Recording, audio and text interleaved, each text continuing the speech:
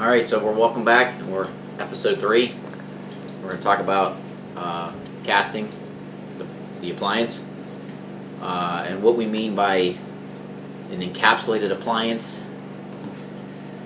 Basically what we're going to do is we're going to brush on about 3 or 4 layers of, and it's like a vinyl plastic material. We're going to probably, put about 3 or 4 layers on the mold.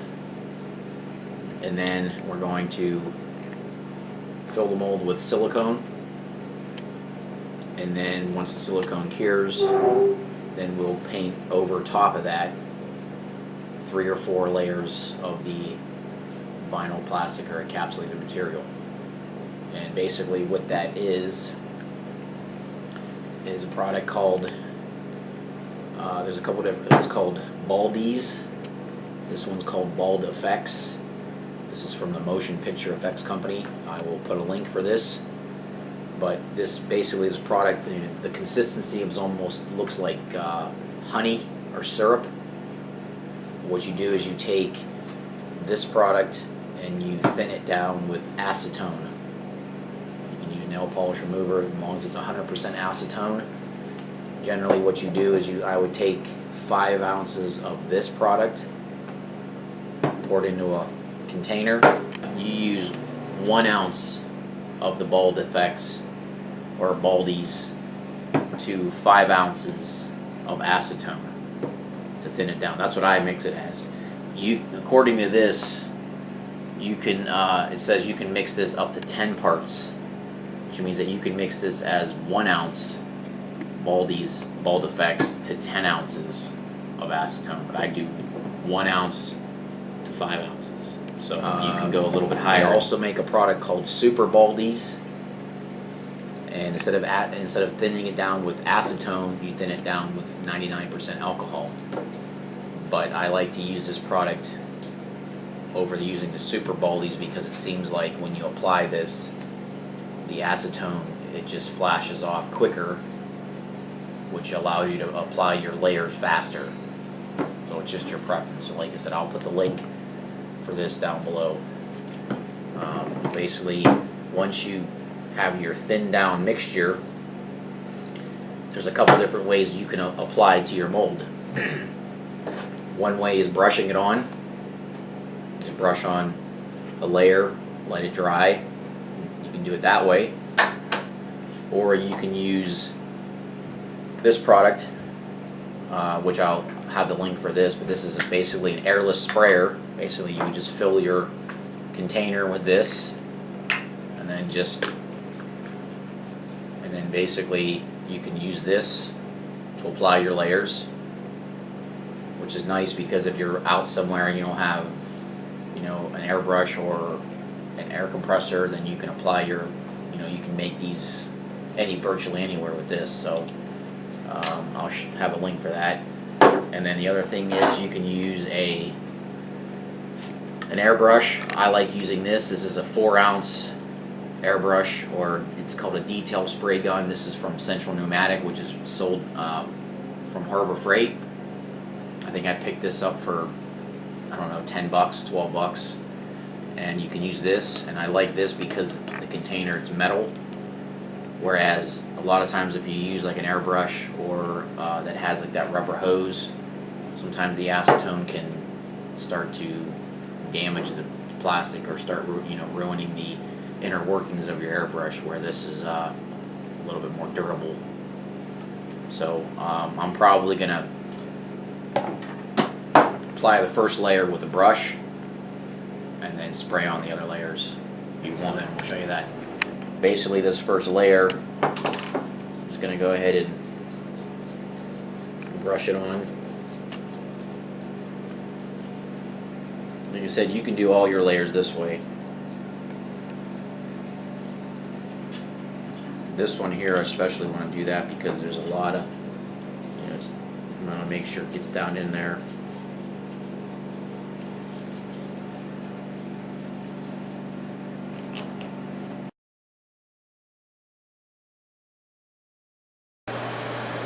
Alright, so I got my 4-ounce detail sprayer loaded with the Baldies and acetone mix.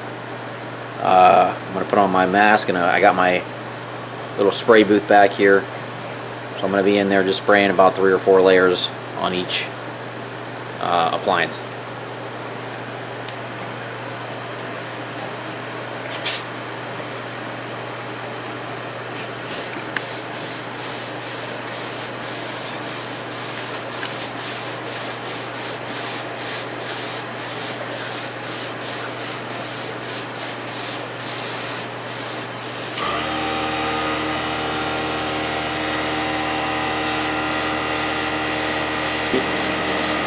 Okay, I sprayed on 4 layers on each mold with the 4-ounce spray gun.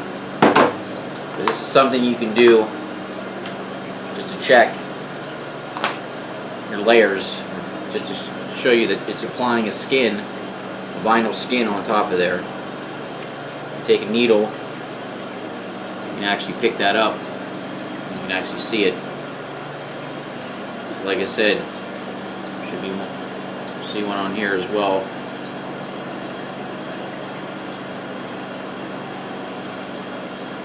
See it on here as well. So now, so you basically do 4 layers of that, and you're going to apply your silicone on your mold. You're going to squeegee it off once the silicone dries, and you apply 3 to 4 layers over top of that. Okay?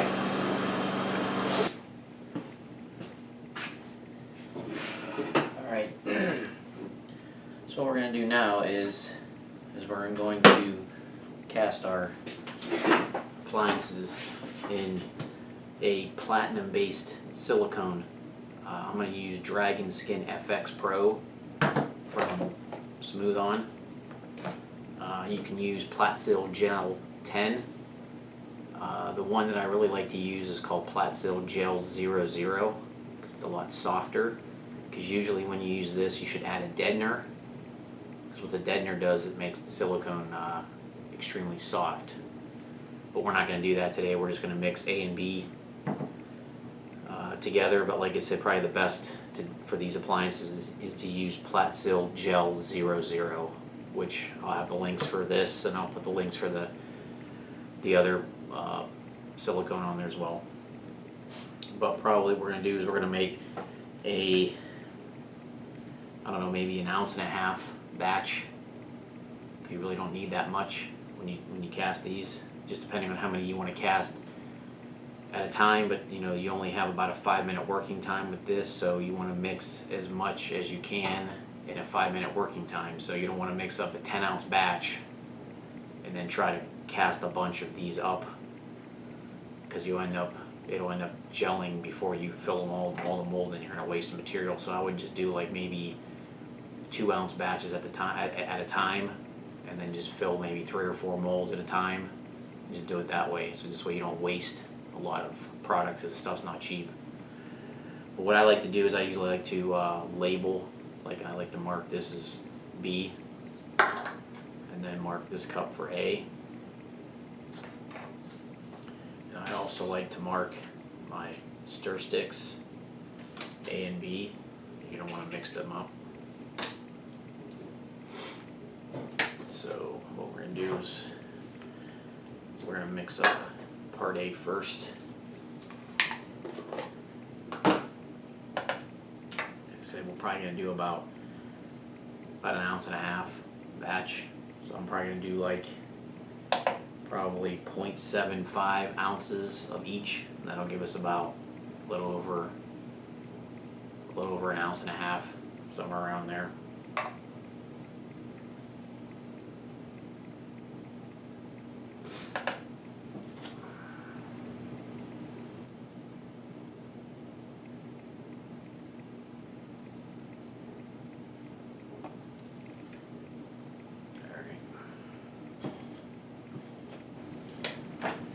And I'm going to do 0.80 ounce part B. This is why I like to label my sticks, because you don't want to use the same one on part B, because you might cross-contaminate and you might end up curing it. Alright, so we got 0.8 ounces .80 ounce of A and .80 ounces of B. What we're going to do is we're going to color part B. I'm going to use Smooth On makes this great silicone. It's like a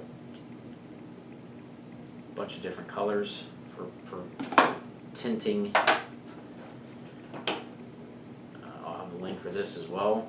Let's put a little bit, just a tiny bit. And we're going to add some flocking. This is like little tiny fibers. Use the add a little bit of flesh color as well. Now what I'm going to do is I'm going to mix part B first, just to get the coloring in there.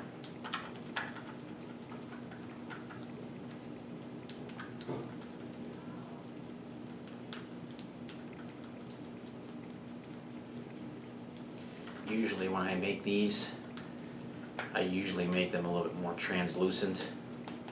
I don't really like to darken them or like make them too dark. I mean this kind of looks a little bit too red for me. So what I'm going to do is I'm going to add a little bit more of the flesh color. I like to make it a little bit more translucent because what happens is the color, if it's more translucent, then the person's skin color will tend to bleed through. You'll see more of the person's skin color. I mix it in part B first. As soon as you add part A to this, the clock starts ticking. You only got about 5 minutes. So you want to make sure you get the color you want. I mean, it's pretty close to skinned. So then what we're going to do now is we'll add part A.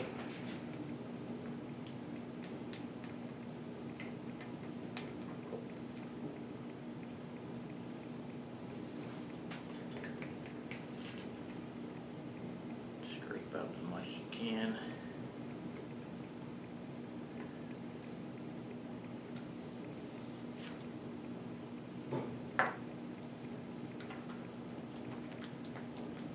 You want to mix up paint in there.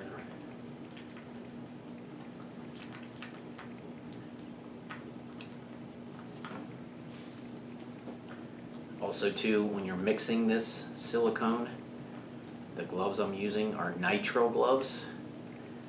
You don't want to use latex gloves because latex and silicone don't really play well with each other, and a lot of times if you're wearing latex gloves and you're touching silicone, then latex can prohibit the silicone from curing.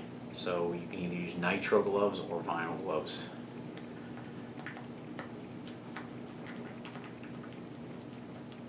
Just make sure you scrape the sides real well. And then what you want to do is I'm going to add this to this mold.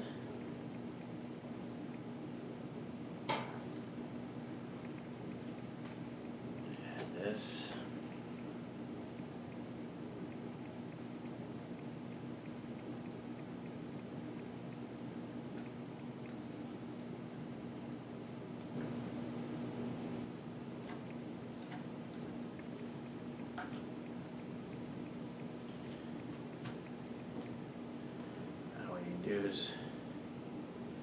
What I like to do is take it and fill it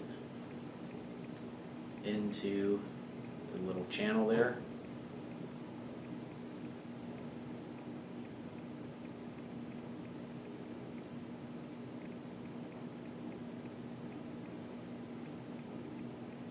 Make sure it's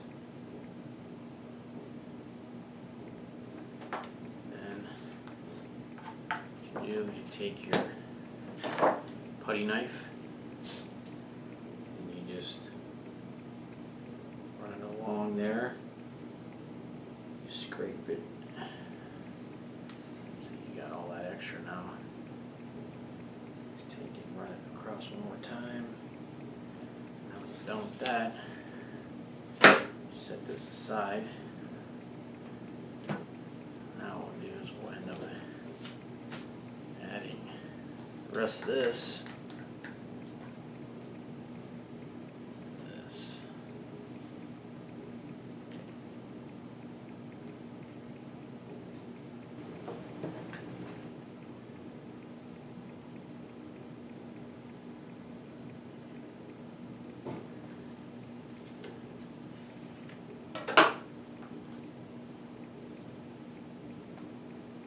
Load to those full. You just set those aside until you want to let that silicone cure overnight. I mean, it doesn't take that long. Usually about 5 minutes it completely gels, but usually you want to demold it after a half an hour. But the longer you wait, the better it is. So if you can wait overnight, that's your best bet. 24 hours. And that's it.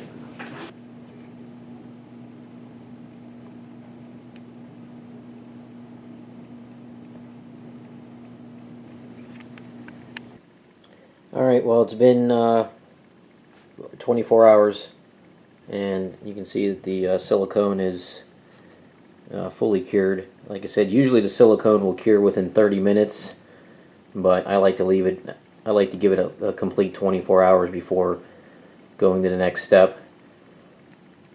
The silicone is cured.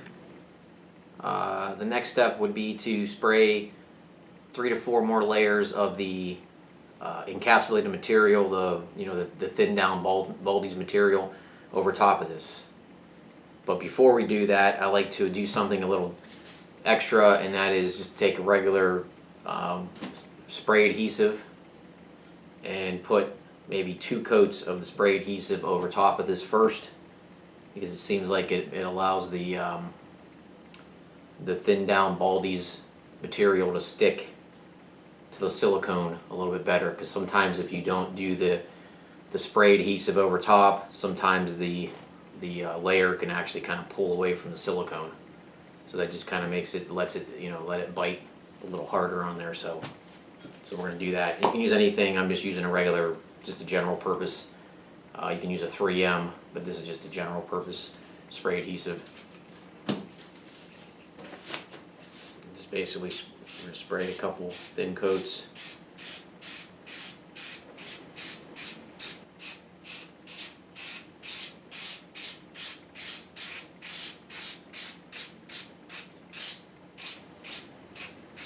And we'll just let that dry, and probably put another coat on top of that, and then go ahead and apply your then you'll go ahead and apply three or four more layers of the thin down Baldy's material on top of that.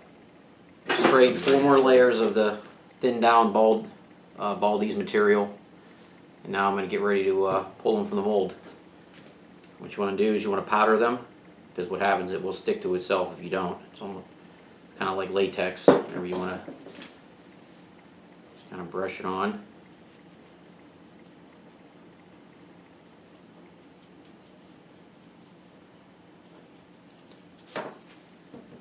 And then basically just pick up an edge and go ahead and pull it out of the mold, and then put a little bit of powder on the top.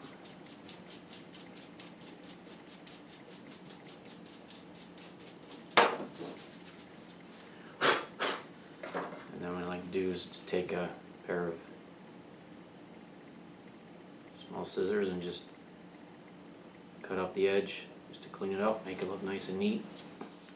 And the reason why it's called a silicone encapsulated appliance is because you have basically a silicone appliance sandwiched between the vinyl material. So there's that one. Let's pull out this one here. See how this one came out.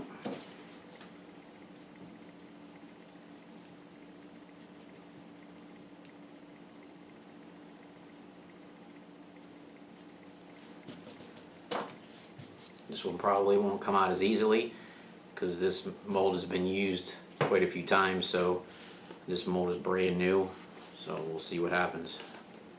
Hopefully we don't have any issues with this.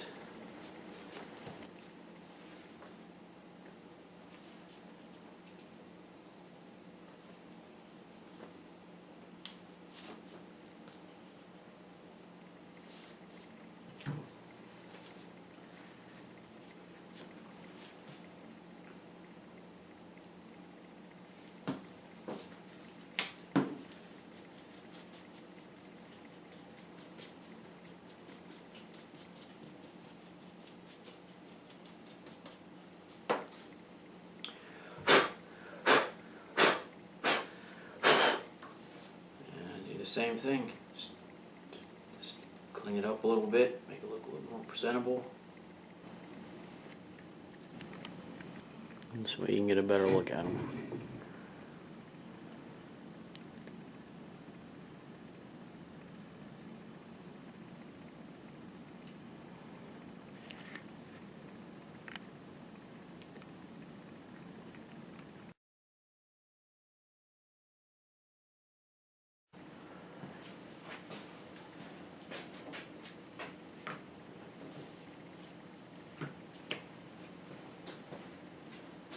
Here's something I want to show you guys. It's just a quick tip what I like to do. If I'm going to like a zombie crawl or an event where I'm going to make people up or I'm going to apply these zombie bites, what I like to do is take you can use a piece of foam core, or this is just a piece of that like vinyl material that they make yard signs with.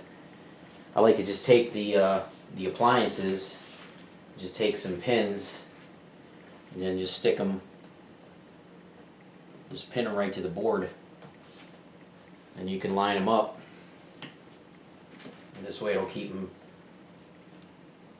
you know, when you get to location or whatever. You can do them the night before, just kind of pin them up, and this way you can kind of put your bites on display, and then you can, you know, let the person pick whatever bite wound they want or whatever.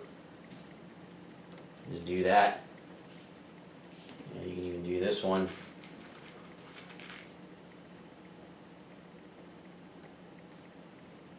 It's nice and neat, and you can even transport them in your car that way. Just a quick tip, something you guys can try out your next event or whatever. Alright, like I said, next video, application. Till next time, thanks guys.